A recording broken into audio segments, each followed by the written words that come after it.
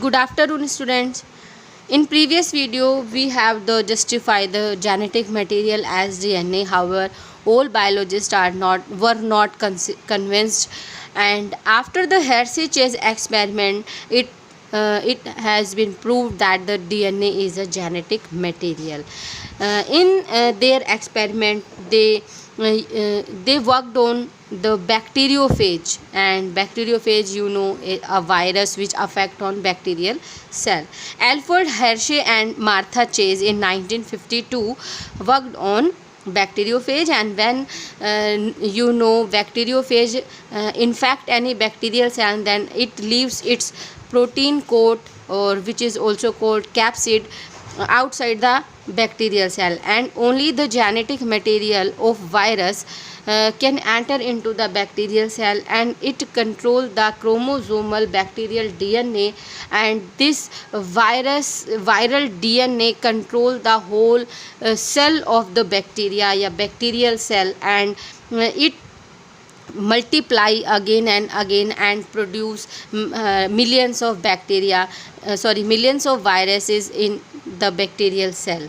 And the machinery of the bacteria provide the protein coat and full structure of virus, so this is the functioning of bacteriophage inside the bacteria.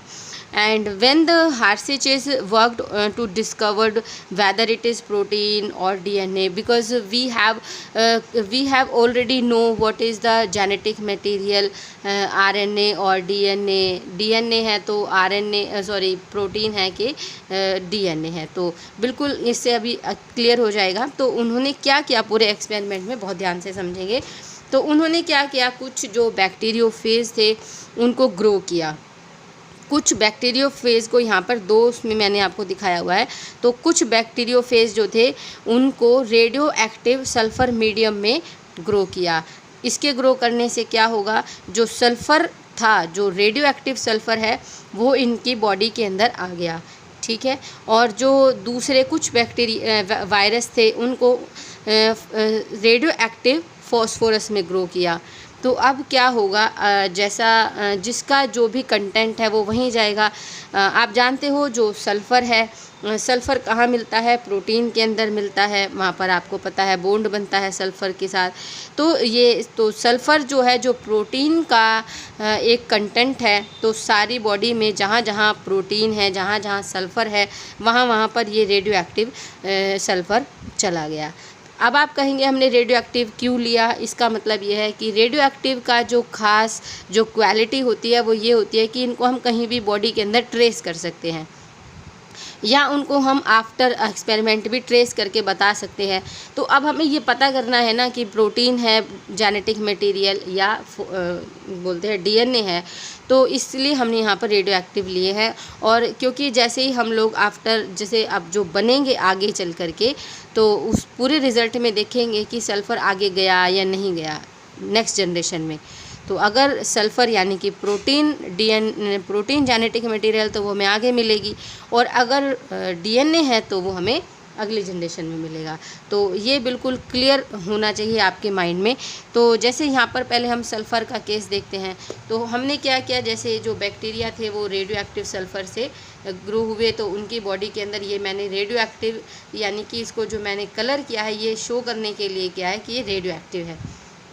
तो जो इनकी protein का जो ये cover है, ये radio active हो गया. बट DNA में कहीं सल्फ़र का कोई काम नहीं है, तो सल्फ़र यानी कि यहाँ पर DNA में कोई रेडियो एक्टिव सल्फ़र नहीं है. जैसे मैंने अभी थोड़ी देर पहले आपको बताया था, जब इन्फेक्ट करता है बैक्टीरियोफेज, तो इसका प्रोटीन जो कवर है, कैप्सिड है, वो बाहर निकल गया, और केवल जो जेनेटिक मटेरियल था वो अंदर आ गया. तो ये मैंने बैक्टीरिया में यहाँ पर इन्होंने ई कोलाई यानी एस्चेरिचिया कोलाई बैक्टीरियल सेल ली. तो अब ये मल्टीप्लाई होकर के ये इस तरह से आप देख रहे हो, और पूरा का पूरा मल्टीप्लाई हो गया. और हमने जब इसका सेंट्रीफिकेशन किया, ब्लेंडिंग हो गई इन दोनों की. तो जब हमने सेंट्रीफिकेशन किया है, तो सेंट्रीफ्यूगेशन में क्या हुआ, जो सुपरनेंट था उसमें रेडियो एक्टिव मिले, और जो दूसरा पार्ट था तो उसमें हमें क्या मिला, वहाँ पर कोई रेडियो एक्टिव पार्ट नहीं दिखाई दिया. तो इससे सीधा सीधा ये पता लग गया कि क्योंकि वो सल्फ़र था, आपने बाद में देखा, तो सल्फ़र यानी कि जो प्रोटीन है वो अगली जनरेशन में नहीं गया। इसके बाद जो रेडियो एक्टिव फॉस्फोरस था, तो फॉस्फोरस का जो मेन कंटेंट है वो डीएनए के अंदर होता है। आप जानते हैं फॉस्फोडाइएस्टर बॉन्ड बनते हैं, तो फॉस्फोरस जो था वो डीएनए में था, और जैसे प्रोसेस इस तरह से चला तो लास्ट में जो सुपरटेंडेंट थे वहाँ पर रेडियो एक्टिव नहीं थे, बल्कि जो सेल बनी हुई थी, नई सेल जो बैक्टीरिया की सेल थी, उसके अंदर आपको वो फॉस्फोरस मिला। तो इससे हमें ये क्लियर हो गया कि जो जेनेटिक मटेरियल है वो डीएनए है। तो इससे बिल्कुल क्लियर कट हो गया कि किस तरह से जो है डीएनए काम करता है, और डीएनए एक जनरेशन से दूसरे जनरेशन तक जो है जेनेटिक इन्फॉर्मेशन पहुंचाता है। यहाँ पर मैंने डायग्राम के शो दिखाया है पहले, यहाँ पर थोड़ा सा लिख के बताया है। जो वायरसेस हैं medium containing radio active sulphur, तो वायरस से क्या हुआ, रेडियो एक्टिव प्रोटीन कोट बन गया, और जिससे जो डीएनए था पूरे प्रोसेस के दौरान, तो डीएनए तो रेडियो एक्टिव नहीं था, तो इसीलिए DNA does not contain sulphur. और यहाँ पर मीडियम जो रेडियो एक्टिव फॉस्फोरस था जिसके अंदर, तो वहाँ पर रेडियो एक्टिव डीएनए बना, प्रोटीन में जो है रेडियो एक्टिव नहीं आया। और फॉस्फोरस आपको पता है वो बेसिक एलिमेंट है डीएनए का। सारे प्रोसेस से आपको क्या समझ में आया, ये कंक्लूज़न निकल के आया कि जो बैक्टीरिया इन्फेक्टेड थी, जो रेडियो एक्टिव वायरसेस थे, तो वह radio active that indicates that DNA is genetic material. क्योंकि जो रेडियो एक्टिव फॉस्फोरस जिसके पास रेडियो एक्टिव डीएनए था, तो वो ही आगे आपको मिले, और इससे ये बिल्कुल क्लियर हो गया कि जेनेटिक मटेरियल ही क्या है, वो डीएनए है। और जो प्रोटीन तो बाहर ही रह जाती है और वहाँ पर पास ही नहीं हुई नेक्स्ट जनरेशन तक, तो बिल्कुल यहाँ क्लियर हो गया कि प्रोटीन हो तो प्रोटीन भी क्यों है जेनेटिक मटेरियल नहीं है, इन्फॉर्मेशन नहीं लेके जाएगी, डीएनए ही जेनेटिक मटेरियल है। तो इसके बाद नेक्स्ट हमारा टॉपिक होगा as a genetic material DNA ज़्यादा अच्छा है या आरएनए, क्योंकि आप जानते हैं कुछ वायरसेस ऐसे हैं जिनके अंदर आरएनए भी जो है जेनेटिक मटेरियल होता है। तो वो ये कहना चाहते हैं चाहे यूकैरियोट्स हों तो उनके अंदर आरएनए भी होता है और डीएनए भी होता है।